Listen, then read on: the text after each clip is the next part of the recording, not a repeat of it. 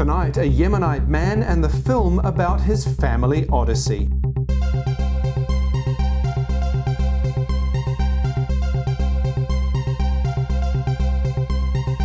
Hi everyone, welcome to the program. I'm Andrew Whiteside. Well, big news this week in New Zealand as our Parliament voted for same-sex marriage. It's now been legalised and we join 12 other countries in the world who have done so. Very proud moment for my country, and a big thank you to our parliamentarians who voted for it. Not actually going to be talking about that tonight, however. My guest is Nitzan Gilady. He's a filmmaker from Israel.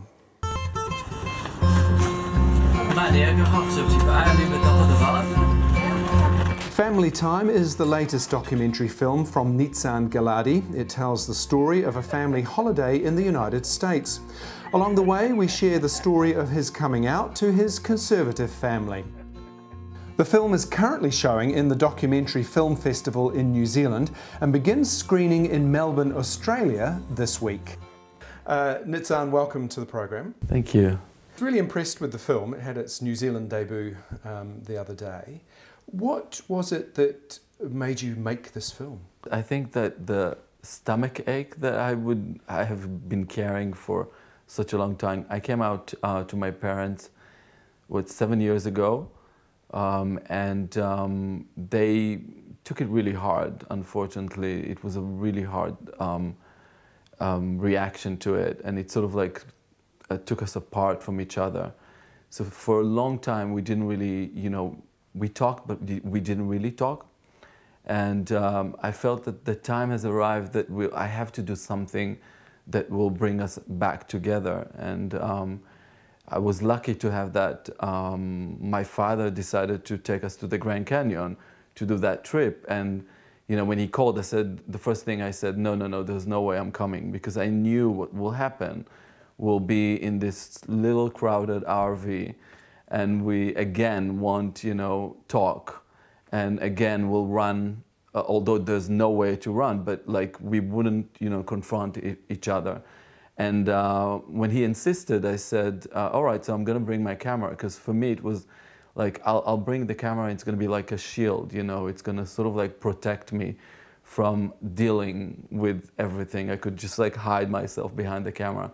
And then at the end, the film has just, it just happened, because during the trip you can't run away, like in the desert of Arizona, and you have to face each other. So luckily it happened, because the result was that instead of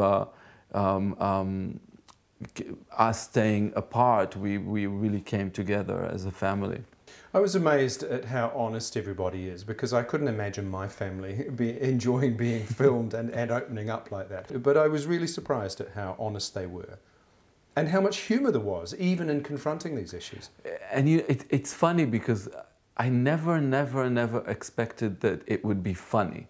Like, for me, all of a sudden, I realized that we are funny in a way, and especially my father, just when I watched the footage, because when you're in the situation all the time, you don't really see yourself that much, It's like you're in it, you laugh about it, but you don't.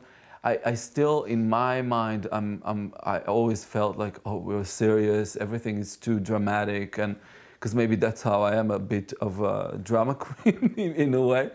But it was, you realize that in a way, the way we deal with the heavy subject is through humor. I'm interested to where you're at with your father now, because there was a scene that is quite confrontational between the two of you, and then he wrote a letter partway through to you. And where are you at now, and where do you think he's at with you and you being gay? He would say really awful sentences throughout my growing up. He would always say about gay people that it's a mental disease and blah, blah, blah. So in a way, hearing that for so long, it's something that sort of like gets into you. He would consistently say, this is a choice. You're making a choice. And since I have a background from theater, he would say, you're an actor, you can make a different choice. And it was such a long process to go through with him.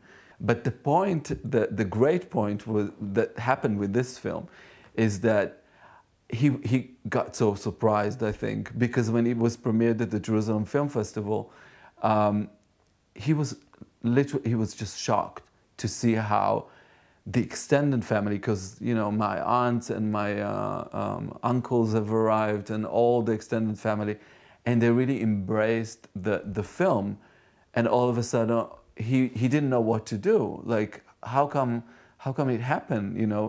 I don't think that it should be approved, but also his brothers and sisters are approving it, and he kind of like, it was a shaking situation for him, which was a great thing. He still consisted to, say his opinions, but slowly, what happened is that we really got closer and closer, because it allowed him to express what he thought, and then it allowed him also to slowly understand where he is and realize that the people that surround him thinks differently. So he's allowed to express or be influenced by other things. So we have to remember that our parents, if I came out and it took me like 20-something years to do it, even more, you accept your parents, you want your parents to do the process just like that, like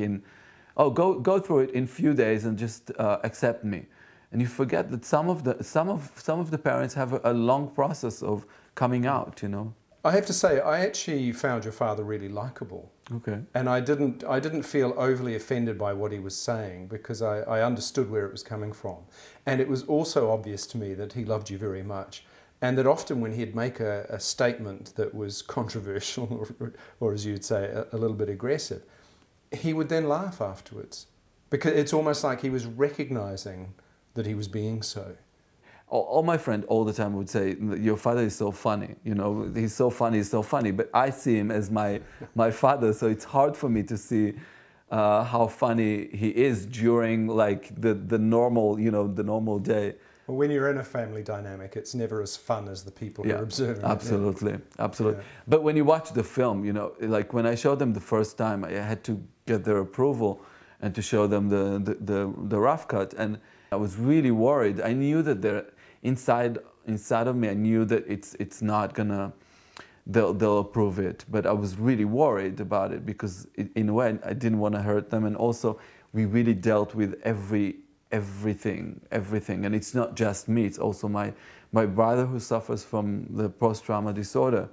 So I remember when I drove back home, and at that day, and I spoke to my shrink, and I said, "Oh, I'm going to show them the film. What will happen? Blah blah blah blah blah." And then we just, I arrived very, again, dramatic and very emotional, and I started, I chose the smallest room in their house, and I didn't want to show it on TV, so we showed it on a computer, like in a really small screen, so they won't see all the details. And I pushed play, and they sat in front of me, and they started, like from the first minute of the film, like first frame of the film, they started laughing. And it was such a relief, because you realize that they saw themselves, and I didn't do anything wrong. I didn't change who they are, and I kept them the way they are. And throughout the film, my father had like a tissue next to him, and he would, take the tissue and do that. And I said, "Oh, Father, what's going on?" And he goes, No, I have allergic eyes. And it was just really, and at the end, they had nothing bad to say about the film, no remarks. They didn't want to do any change.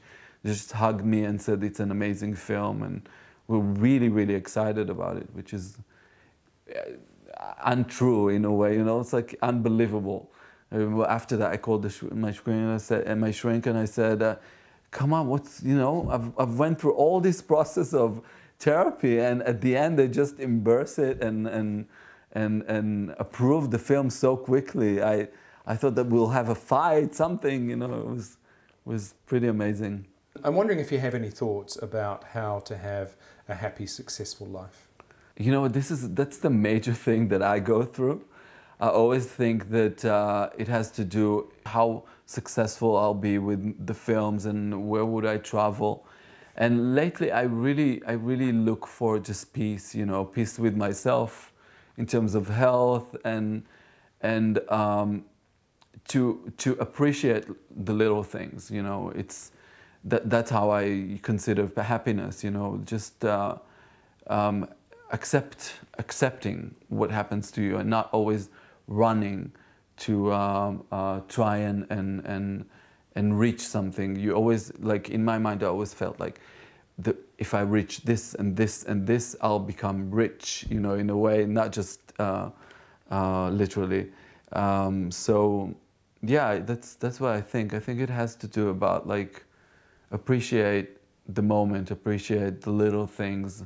Try not to complain so much, because, you know, as much as I'm Yemenite, I'm very, like, the roots probably are also Polish, you know, because we're like blah blah blah all the time. Oh, I didn't get this, I didn't get that, I didn't get. And then when you stop doing that, then you find a good place in your universe, you know.